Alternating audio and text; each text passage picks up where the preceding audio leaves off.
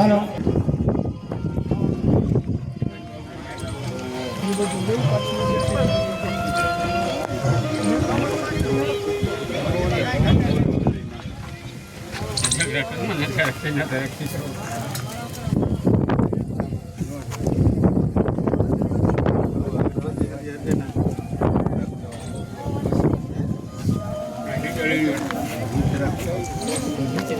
બોલો ભૈયા માત કી જય, બોલો રામા પીરની જય, કલંક ભગવાન કી જય, પાર્વતી પતિ હર હર મહાદેવ હર હર.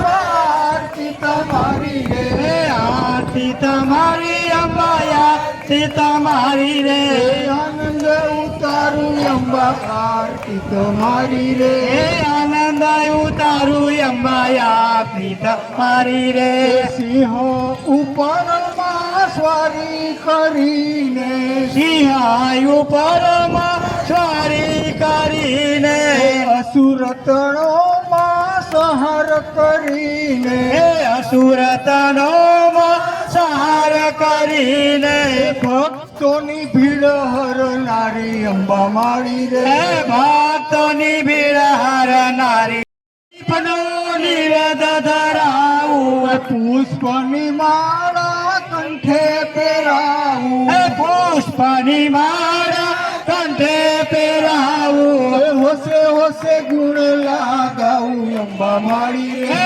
હોશે હોશે ગુણ લાગાવું અંબા માળી રે, આનંદ ઉતારું અંબા, આરતી તમારી રે, આનંદ ઉતારું અંબા, આરતી તમારી રે, બાળક જીવાવી નવે તારા, બાળક જીવાવી નવે તારા, દર્શન કરવા માત તમારા, દર્શન કરવા માત તમારા, બાળકોને ચરણોમાં રાખો અંબા માળી રે, બાળકોને ચરણોમાં રાખો અંબા માળી રે, આનંદ ઉતારું અંબા, આરતી તમારી રે, આનંદ ઉતારું અંબા, આરતી તમારી રે, આનંદ ઉતારું અંબા, આરતી તમારી રે, આનંદ ઉતારું અંબા, આરતી તમારી રે, બોલી અંબે માત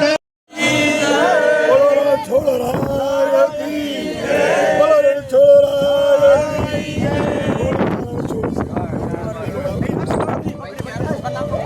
જય, બેન ને દિયો એક. હા બસ રેડી. શાંતિનો ફોટો લઈ ગયો લોકો. હા આ બાજુ. ના ના ફાટી ગયો. સૂર્યાય લંબોદરાય સસાય જગદગતાય નગાનાય સુતિયજ્ઞ વિભૂષિતાય ગૌરીસુતાય ગણનાયક નમો નમસ્તે. વસુદેવમ સુતમ દેવમ કંસચારમ વર્ધનમ દેવકી પરમાનંદમ કૃષ્ણ વંદે જગદગુરુ. કે મારી તારી દુનિયાની જાણી વાડીના અમે બધા છોડવા, આ છોડવાને પ્રેમના પાણી પાઈ આ છોડને ઉછેર્યું. આજે આપણા મહેન્દ્રનગરની પરમ પવિત્ર ધરતી, આ ધરતીના સમગ્ર દેવદેવીઓને મારા વંદન કરું છું, આ ભૂમિને વંદન કરું છું. જેમનો સરળ સ્વભાવ છે, આપણા ગામમાં કોઈ પણ કાર્યક્રમ હોય પૂજ્ય બાપજીની પધરામણી થાય એવા મોહન શ્રી રામજી ભગતના ચરણમાં વંદન, સમગ્ર ધૂન મંડળના સમગ્ર ભાઈઓ, અમારા પૂજ્ય બાપુ વગેરે અને ગામના સમાજ શ્રેષ્ઠીઓ, ખરેખર હું રામભાઈને, વીરજી ભગતને, આપણા ચતરોલા સાહેબને, ભાણજીભાઈને બધાને ધન્યવાદ આપું છું કે આટલી ઉંમરે પણ આવો સ્ટેમિના જાળવી અને સતત ગામની પ્રગતિમાં જ મળતા રહીએ છીએ. ગામની પ્રગતિ એ જ એનું જીવન બનાવી દીધું છે. હું એ બધાની આખી ટીમને ધન્યવાદ આપું છું. આ બધાને સતત આમાં બધા મળતા રહીએ છું, તો આપને ખૂબ ધન્યવાદ છે. મને વીરજી ભગતની કહેવા આવ્યા કે માતાજી આપને પધારો, મેં કહેવાનું ન હોય, હું આવીશ. ભલે ને ગમે તેવી પોઝિશન હું આવું અને આપણા ગામના ગોપી મંડળ ને બધી દીકરીઓ, આ તમારા બધા દીકરીઓના માતાજીઓના બધા સંતોના આશીર્વાદથી 100% હાજી નરવી આવું. એટલે મને કાંઈ નથી, હું હાજી થઈ ગઈ. મને થઈ ગયો તો ન્યુમોનિયા, એટલે ઓકે છું. આપણા ગામમાં સરસ સરસ કાર્યો થાય છે. આજે પક્ષીઓ ઘરનું જોયું, જે દાતા છે એને હું ધન્યવાદ આપું. મિર્જા પરિવાર, ટાવર પરિવાર બધાને ધન્યવાદ આપું. પરમાત્માએ સંપત્તિ તો ઘણાને દીધી છે, પણ સંપત્તિનો સદુપયોગ નથી થતો સાહેબ.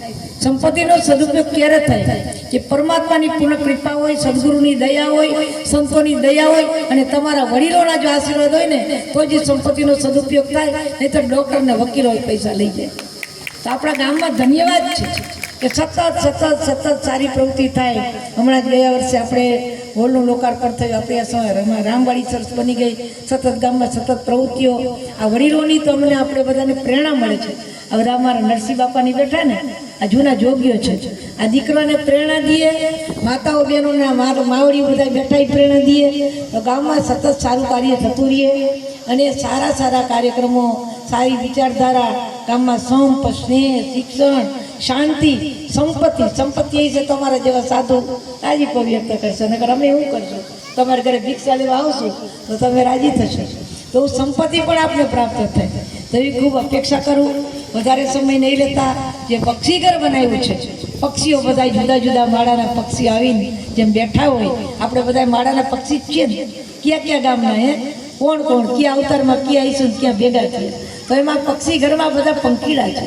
આ જુદા જુદા પક્ષીઓ આવશે, બધા મોર ને ચકલા ને કબૂતરા ઘૂઘવાટા કરતા હશે, જુદી પોતાની ભાષામાં બોલતા હશે.